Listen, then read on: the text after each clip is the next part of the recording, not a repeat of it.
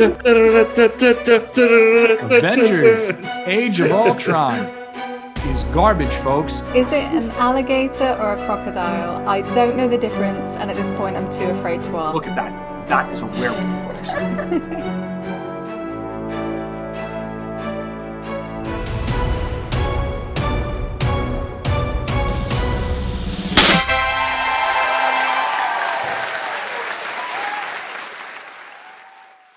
What is up, everyone? Welcome to Den of Geek Presents Marvel Standom Live, where each week we break down the latest and greatest the MCU and Marvel comics have to offer. With me for all time and always, please welcome back Den of Geek TV editor Alec and Den of Geek News and Features editor Kirstie Howard. And once again, joining us, we have brilliant pop culture expert, writer, and Den of Geek contributor, Joe George. Folks, this is a good vibes only episode because we are breaking down our favorite moments of MCU Phase 4. Now, the vibes may change next week, but we shall see. For now, we're just focusing on our faves. Everybody's picked 3 of their favorite moments from MCU Phase 4, which just officially wrapped with the delightful Guardians of the Galaxy Holiday Special. Do we want to talk about that other cool thing that we just found? Or should we just jump right into the best MCU Phase 4 moments? What do you think, folks? Are we going to have Kirstie recap the entirety of Phase 4? Yes, that's right. The 30-minute recap begins now. Yeah, I'll pass. Thank you. What did Phase 4 begin with? I want to say Black Widow. Was it WandaVision? It was WandaVision. Okay. So we are covering everything that has released from WandaVision to the Guardians of the Galaxy Holiday Special. Let's get right into it. We will go. What order should we go in? We probably should have discussed this before the show started, but we were all too busy talking about Marvel Snap, to be perfectly honest. Alec, start with your first one. Okay, cool. So we were prompted to select our 3 favorites, and I don't know if I was supposed to do a particular order, but if I was, this is my favorite. I'm just going to start right off the bat with my favorite overall, and I've already revealed on this show that it was my favorite, and I made very clear that I wouldn't be deviating from that. So any of you deep cut Marvel Standom heads should know what's coming if you live and die with our every word, which I'm sure there are hundreds of you out there that do so. Tens. Ends even. Ones. Zeros, one might say. My favorite moment of this whole phase is the climactic battle in Doctor Strange and the Multiverse of Madness. And speaking more specifically, that moment right there that Andrew has queued up. The undead Marvel superhero is my favorite thing in the world. We got a little taste of it with the Marvel Zombies episode of What If, but incorporating just an actual moldering corpse into the final act of a major motion picture that's like 2+ hours and is the 3rd highest grossing movie of the year is just so awesome to me. I am just decidedly pro corpse in most movies, particularly popcorn movies. I think, like, for the most part, what we want out of these movies, at least that's what I want, is just generally speaking cool moments. And it's hard for me to think of something that is calibrated for me to find more cool than a sorcerer using dark arts to enter into the corpse of himself from an alternate universe while souls of the damned condemn him, but then he just turns them into a cloak and beats his enemy. It's just like a heavy metal album cover of a moment that is just cool to witness, and I had a blast with it.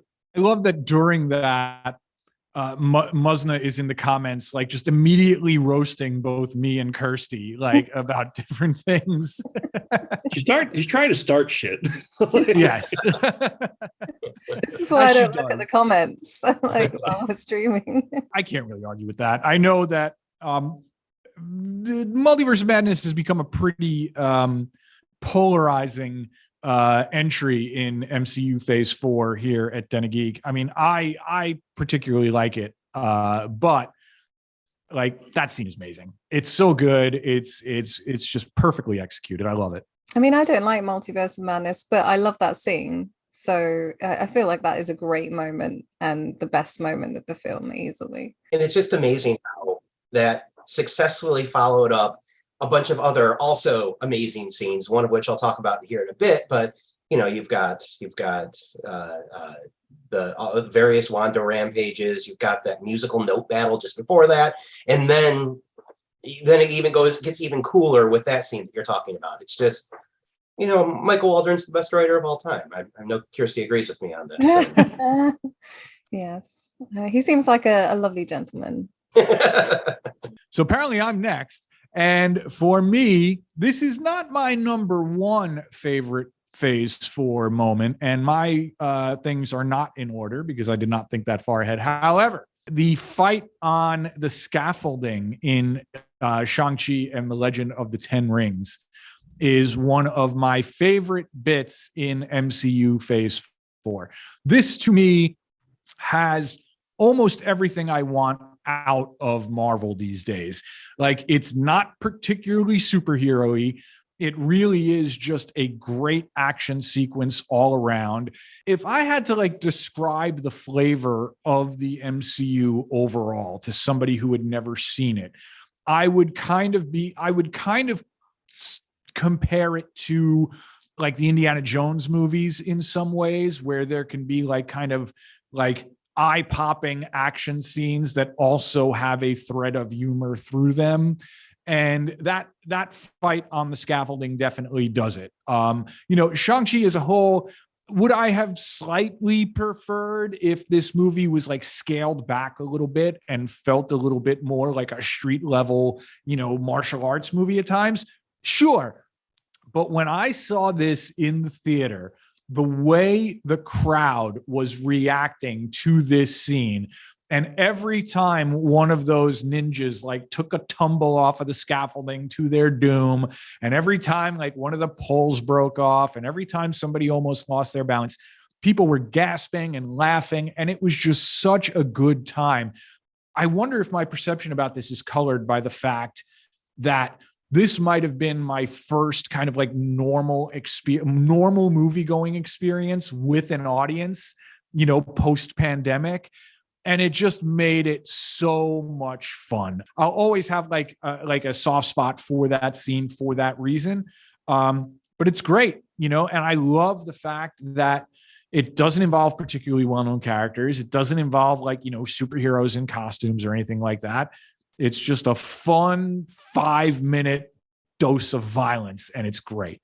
Yeah, it almost feels like a scene from a Jackie Chan movie, just with the cool stunts, but then also the improvisation that's happening, where he's using what he can to get it, and like you say, the humor, those actual stakes that don't always happen with Marvel fight scenes. I don't understand between the bus scene and then that scene why those aren't the leads for all Marvel action sequences after that. I mean, we started out, that's always been an iffy point with Marvel, at least with me, and they nailed it there. So we need more of that, please. Joe, I believe you are next. So we're going to stick with the same movie, but from a total other end. My first of the three best moments is the scene in which Wenwu talks about family and names. For those of you that don't know, the Mandarin in the comics is a horrible Yellow Peril character. I mean, he is just every hateful stereotype that kind of comes out of fear, racist fear of Asian countries. And that's why for Iron Man 3, when they make Mandarin a joke character, one hand a joke character, the other hand explicitly the result of American propaganda, I thought that was the only way you could handle this character. And also in the comics, Shang-Chi's father is literally Fu Manchu. That character, Marvel got the rights to work him into the story. And so the producers of Shang-Chi really had an uphill battle. They solved it in part by casting one of the greatest actors in the entire world, and Tony Leung, as Wenwu. And he just, on the one hand, this scene is an exposition dump that explains, you know, his character, his relationship to the Iron Man character, and so on. But he breathes so much empathy and life in this moment. He gives like this little half smile right after he tells Katie, Aquafina's character, names are important. And it's so humanizing. And when he gets to the part where he says, you know, they named me after a chicken dish, it plays, it's a joke, but the way he delivers the line, it feels like you can feel his hurt, you know, that this regal character with all of this rich tradition is diminished into a stereotype. And it's at the same time Marvel critiquing, calling out their own racist stories, which happens when you have mostly white people writing your stories, and also blazing a whole new path for not only the character, but for Shang-Chi and just Marvel in general. It's just a masterful moment. Turns out Tony's a good actor. Yeah, who knew? That was when leading up to that. Yeah, I was when the casting came out, and I knew a bunch of younger people who had no idea who he was. It was like, oh, you guys just wait. In fact, here, borrow my In the Mood for Love and come back and you will see. This is amazing. Because they're like, well, who's this guy? I've never heard of him. I'm like, oh no, you're missing out. When there are rumors doing the round recently that he's going to be in Squid Game season 2. Oh wow. Yeah, so my best phase 4 moment is not as thoughtful as Joe's by any stretch. It's pretty much just two pretty ladies flirting. The Kate and Yelena elevator fight scene in the Hawkeye finale. I honestly think this is one of the best two-person moments in the whole MCU, not just phase 4. First of all, both those ladies look incredible in that scene, just phenomenal. Yelena's hair is so weird and intricate. She's got this dark lipstick on, and following on from there, a long conversation over the mac and cheese earlier in the series, she and Kate have bonded a little, and there's kind of a romantic undercurrent going on. I don't want to be the one to say that because it's a bit crass, but it's true. Yelena is just like on her casual mission to kill Clint, and Kate is earnestly trying to stop it happening. The way they chat back and forth, Yelena's exhausted by Kate and her sweet attitude. The way she just like slaps Kate's hand away from pressing the elevator buttons. Yelena's trying not to physically engage with Kate because she likes her and kind of use more restrained moves. And then Kate slaps her in the face, and the shock on both their faces is just priceless. Like, oh, I guess it's on. But Yelena's just still vaguely annoyed because she's been through so much and considers herself a professional. Then suddenly Kate's pressing all the elevator buttons like Buddy the Elf, like belting along through the offices afterwards, swiping each other. Like Kate's still trying to reason with Yelena, asking her out for a drink. And there's just a lot of chemistry, a lot of tension, so much. And between hitting each other, they're complimenting one another too. Like, stop making me like you. And Yelena's just so smooth with, sorry, I can't help it. Like, it's just perfect. I love the vibe between them. This is a phase 4 peak for me. Yeah, I just think it's a really fun scene. It's just full of electricity and chemistry, and we don't always see that in the MCU. It always feels a bit damp and down, and the edges are kind of sanded off. But these two gals are so just phenomenal actresses that you know, they're young and they're full of energy, and it really, you know, jumps off the screen. So yeah, I had a great time. Cannot argue with any of that. Yeah. I'm realizing now that I miss Kate Bishop. I just miss her like an old friend. What is the holiday season without episodes of Hawkeye right now, folks? Alec, I believe you're up again. Wow, feels like I just went. We're keeping this snappy this week, folks. So this may seem like a kind of tongue-in-cheek answer, and it is, but it's also just more of an excuse to me to talk about how much I love WandaVision. But to isolate one moment from WandaVision, for me, one of my favorite Marvel moments in Phase 4 was discovering that WandaVision considers Malcolm in the Middle a classic sitcom. Because to be extremely clear, it's right. But I did not expect that the writers behind WandaVision would realize that, because Malcolm in the Middle is like tragically underrated in TV history.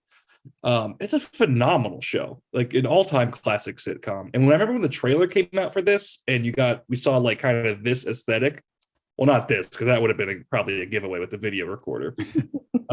But I thought they were doing Roseanne, just because of like the lower middle class outfits and the 90s, early 2000s of it all.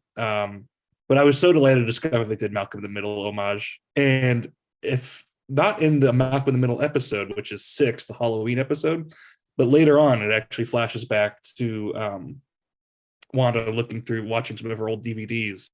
And at that point, the existence of Bryan Cranston becomes canon in the MCU. Was Malcolm in the Middle's first season, did that coincide with Family Guy's first season as well? Was that like kind of Fox's like second act in the late 90s there?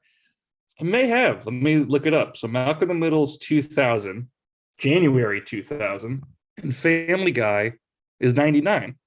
Okay. December 99. The 5 minutes when Family Guy was actually watchable? Oh, no, it was January. So it was exactly 1 year before. I have seen zero episodes of Malcolm in the Middle. Do I need to leave now?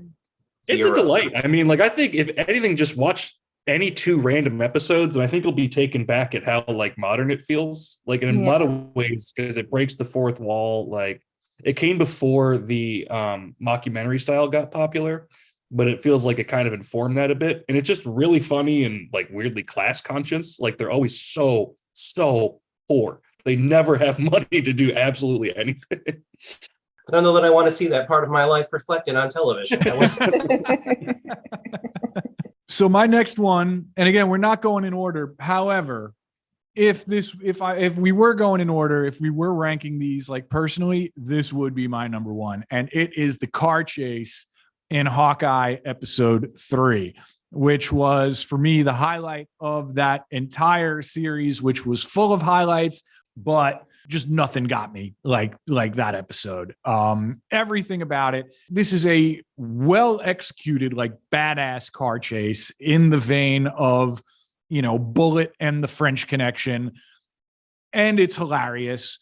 And it is a perfect showcase for, the weird chemistry that Haley Steinfeld and Jeremy Renner had. And it is another example of Kate Bishop being amazing. And I watched this like multiple times the week it came out. Like I just loved everything about it. And it's one of those things that comes directly from an issue of the comics, like it was very much an homage to a particular issue of Hawkeye. This whole series took a lot of inspiration from that comics run, but like this was great. It was exactly the way I wanted to see it on screen. I don't know what else could be said about this. There needs to be more old school action like this in the MCU. It kind of goes off of what I was saying about that Shang-Chi scene as well, where it's like, this is not a superhero thing. This is just a well executed action scene. I want more of them. I want them all the time.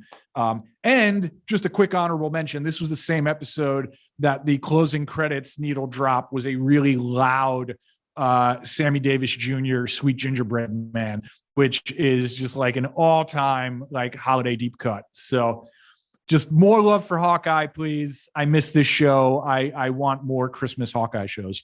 Yeah, this whole discussion is making me really want to rewatch that show. I mean, and almost entirely for Kate Bishop, but yeah, that's might not be the last time we talk about Hawkeye. Well, we're not going to talk about it now because I'm taking over. So my second pick is the family reunion dinner in Black Widow. Black Widow, I feel like, is one of the more underrated MCU movies, and it does have problems. It has terrible CGI, and I don't think this is Scarlett Johansson's best performance in the whole. And we'll talk about this later, I believe. But Ray Winstone, what in the world is he doing? But when you get over that sort of stuff, it has Florence Pugh, who we've already talked about, who is just magnetic as Yelena. You've got David Harbour in there, and especially this scene. What I like best about Marvel movies isn't the action or really even now just the thrill of seeing characters I've loved for decades show up on the big screen. It's that they've got so much personality, and fundamentally, I want to see my friends together.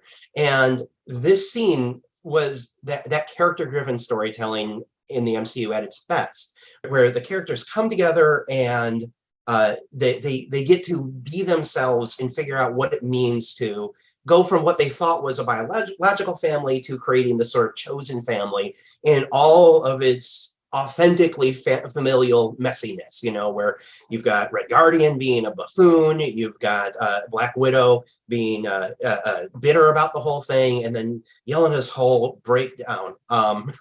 It has it has emotional and thematic resonance. So, Joe, both of you are so far people eating dinner. I'm a hungry man. I don't know what to tell you. Okay, well, those of you who are in the trenches with us on Moon Knight will probably know what I'm about to say, because we talked about this a lot in our finale of Moon Knight episode. My second pick for best Phase 4 moment is Jake Lockley kicking Harrow's wheelchair away after he put him in the limo during Moon Knight's post-credit scene. I have a really silly sense of humor, to put it into context. Like, one of my favorite movies is Freddy Got Fingered, which is like one of the most panned movies of all time. I just love stuff that goes through stupid and out the other side. Jake kicking Harry's wheelchair is just so unnecessary and problematic. I can only imagine it was improvised. Like, Jake has just killed a bunch of innocent people in cold blood inside that hospital. But this extra touch of just how little he gives a shit about anybody somehow seals the deal in a way that all the bloodshed doesn't. It's hard to explain, honestly. Like, I didn't love the way that Moon Knight handled Jake overall. He felt like an excuse to edit around the fights in that show that were Disney Plus friendly. But I can't really argue with the post-credit scene. It does set up the abominable third personality. Although Jake can be a real asshole in the comics, they really went the extra mile with the little MCU characterization they did do, and that unnecessary wheelchair kick is somehow the cherry on top. And once again, I cannot explain it. The whole scene just lets you know that if we see Moon Knight again, and I'm sure Mike is praying that we won't, but that he will be a much more dangerous individual. You will see me in the MCU before we see Moon Knight again, folks. Like, mark it down. I mean, you live in New York. You probably are in the MCU. Look, we are coming to you live from our studio in Hell's Kitchen, folks. The Den of Geek office is actually in Hell's Kitchen, New York. So, you're not that far off. Speaking of traumatized New Yorkers, that leads into my final clip. One of my favorite moments from this phase, and really any phase thus far, is seeing the bathroom graffiti "Thanos was right" in Hawkeye. First of all, it's legitimately funny right off the top, because just scrawled bathroom graffiti usually is, but it's such a really surprisingly depthful way of addressing the trauma that everybody in the MCU just went through. Because for all its faults, the Marvel Cinematic Universe is almost always very good about recognizing continuity between films and creating a lived-in, breathable universe. They never shy away from the fact that this incredibly messed up thing happened when Thanos wiped away half the world, and they address it in virtually every movie and TV show that comes after it. But this is my favorite version of it by far, because it's so quick, it's so quippy, and it just really captures just the frustrated impotence of somebody in the MCU. Imagine what goes through the guy's head Like, what is somebody going through in that bathroom at that moment? What kind of loss of humanity and frustration would one have to just jot down Thanos was right about eliminating half the universe? I just love that little graffiti, and it gets Hawkeye off to such a strong start. There's so much going on Jeremy Renner's face and in his eyes when he's looking at it too. Like he's been through so much. He's lost his best friend, you know, he lost his wife and kids for years, but he kind of looks at that graffiti and kind of goes, well, they've got a point. This is this little tip with his head. And yeah, it's a great moment, isn't it? And contextually, it's right after we saw a musical, so he's like in hell. Like, oh, it's on me again, is it? Okay, so I will say that this moment was almost supplanted by I don't know what Christmas is, but Christmas time is here. I think history is going to be kind to Wakanda Forever because of Namor and Namor's introduction in Wakanda Forever with that weird siren song that his soldiers do, like to lure everybody off of the rig there, is incredible. That is such an eerie moment. And eerie is not a word we usually associate with the MCU.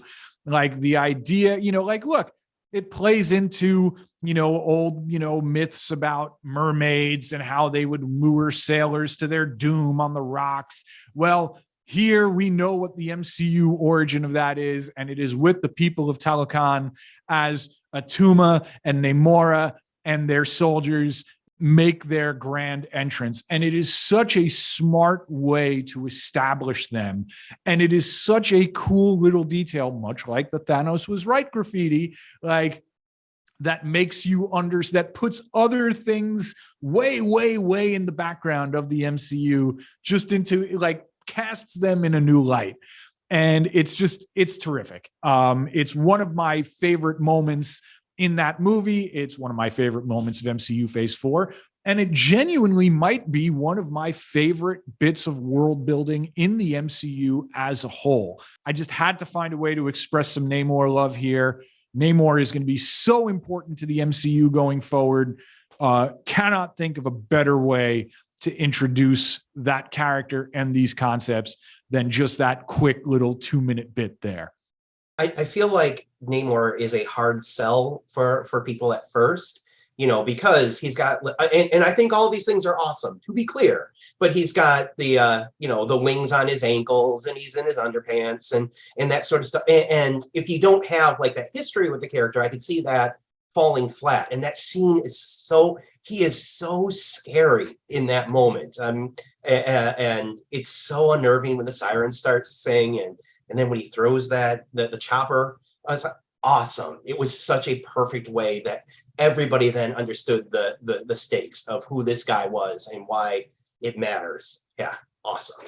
Oh, I'm so glad you mentioned both of those, Mike, because I had the exact same thing where both that moment and the old 97 song in the Christmas special were almost on there, and I didn't want to throw things off. So they could have bumped out my last one, but for my last one, I needed to do something that was a little bit more traditionally fun. And so my last pick is when Scarlet Witch murders all the special guest stars in Multiverse of Madness. Because, you know, I went into that movie, only thing I really wanted out of it, I went into it more of a Sam Raimi fan than a Marvel fan.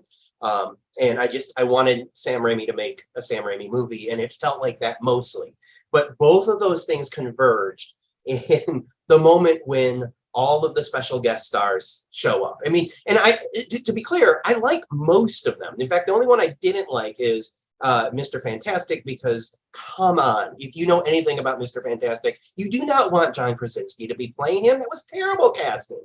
So, but besides that, I was excited to see them all. I was even excited to see Black Bolt. But then for her to destroy them all, it's such a glorious scene. And you know, I agree with those who say that Multiverse of Madness did Scarlet Witch badly, but Elizabeth Olsen just tears into those scenes, and she is so powerful and so cool. And I cannot believe that the MCU went so far as to blow up Black Bolt's head. so cool, so much fun. I would love to see any of those characters return again, as long as somebody else is playing Mr. Fantastic, but that moment was delightful. Do you not like John Krasinski as Mr. Fantastic, Joe? No, why would anybody like that? It's terrible. Mr. Fantastic has to be aloof. You know, he's got to be, he's not cruel, but he's up in his head all the time. And Krasinski's just trying to be warm. Mr. Fantastic's not warm. That defeats the whole purpose of the character. Anyway. Who would you cast as Mr. John Fantastic? Cho would be my first Who? pick. Sorry? John Cho. Oh, John Cho. Ooh, wow. Yeah, he would be my Yes. first pick. That wasn't original with me. Somebody else pointed that out, but I think he's got that perfect, up inside of his head without being cruel. And he's so good at playing stillness, which I think is something that's necessary for that character. So that would be my top pick, which means it won't happen. But we're talking good vibes here. So Yes. blowing up heads. Awesome. All right, Kirstie. Okay, my last pick for best Phase 4 moment is Ray Winstone's accent in Black Widow. Yeah, I did say best, not worst. Deal with it. Smelling my pheromones prevents you from committing violence against me. This may not be common knowledge out in the US, but Ray Winstone has done quite a few bad accents over the years. And all of them are deliciously bad. It always seems like he really shouldn't even attempt an accent, that someone should have stopped him, every time. But they just didn't. They just went with it. And God bless them.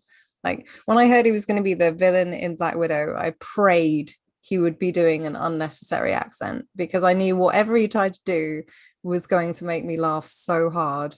This is a deep cut, but many years ago, Adam Buxton and Joe Cornish also had fun with Ray's accents, and it's one of the hardest I've laughed in my life. I hope they enjoyed this one, which I can only assume is supposed to be Russian, as much as I did, and I hope Ray has many more bad accents in him for us to enjoy in the future. I don't know if this is an example of Ray Winstone bad accent, but I remember I never even saw the movie, but the trailer was so prevalent when he was in Beowulf. He was the voice of Beowulf, like the animated film. And then it was just something that me and my brother would quote to each other constantly because the trailers were everywhere. It would always end with him going, "I am Beowulf." He just mark out that he's Beowulf. I'm like, all right, dude, you're Beowulf. I got it. So that's my Ray Winstone moment. Code Monkey just pointed out, hey, Sean Bean dies and Ray does bad accents. That is the official Marvel Standom ranking of our 12 favorite MCU Phase 4 moments, with a couple of honorable mentions that we had to sneak in, right? But we will be back next week for a questionable vibes episode, because we're going to be talking about the worst moments of MCU Phase 4. So that's going to be a ride, folks. Any closing thoughts before we say goodbye? Muslim is asking why there was no Ms. Marvel on this, and that is because there is no one moment of Ms. Marvel. Ms. Marvel, just as a whole, was 6 episodes of delightful. That's ultimately, yeah. That's basically my rationale here. It's like that was 6 hours of delightful. It would be too much to recount them here. There is a cool bit of kind of a marketing spoiler that has made its way out there for Ant-Man and the Wasp. We got our first look at MODOK in the MCU, and it's pretty cool. For folks who do not know, this is the mechanized organism designed only for killing and nothing else. He's one of Jack Kirby's wildest creations. And it looks like they're kind of taking a neat, slightly different approach to the usual kind of just floating, ridiculous head here. What does everybody think of this, and what are our theories for who is actually playing MODOK? Well, I know this is the good vibes episode, but I got to agree with Lee there that it's not a human face. We're to the point where we can do crazy things and bring in crazy characters in MCU movies. And I got to admit, I'm kind of bummed that it's kind of a robot thing. I mean, I don't know that I want to, given the recent record of Marvel VFX and the way that they treat their artists, that I really wanted to see, a human head or something closer to the comics. But I'm a little bit disappointed. Sorry. I've heard speculation that like Bill Murray's character is who becomes MODOK, and the idea of something that ridiculous, just like having like really dry Bill Murray dialogue, is certainly interesting to me, because that's not ever how I've heard MODOK's voice in my head. But I think, look, I think most people should seek help if you're hearing MODOK's voice in your head in general. So Alec, is MODOK just like a comic book bridge too far for you, bro? Is this just like... Yeah, I mean, you would think it would be. Like, you would think I really have no idea what you're talking about. But MODOK got a Hulu show. He got that claymation animated Hulu show, which is pretty good. I watched a few episodes, and I heard it only got better. I do like that design. It looks kind of fun and interesting. I like what they did with it. It looks just like a fun toy, honestly. But I will agree with Joe that we are at the point where the MCU really should be going for it. As we've discussed, I feel like this whole episode, we've talked about a lot of bold swings they've taken. I mean, less than 30 minutes ago, I was talking about the souls of the damned wrapping around Doctor Strange. That feels like not too far away from just putting a weird little human guy with like stubby arms and legs in a tank. Like, that does not seem like a bridge too far anymore. So I'm disappointed on that front, but I will allow that it does look pretty cool. I think that is it for this week's episode of Marvel Standom Live. Am I correct? I think I am. Anyway, folks, don't forget to follow us. You might be watching us live right now on Twitch. Hit that subscribe button, folks. We are also now broadcasting to YouTube and Facebook simultaneously. And also, if you came in late, you can check those episodes out on our YouTube, on our Facebook, over at denofgeek.com/Marvel, where all of our Marvel coverage lives.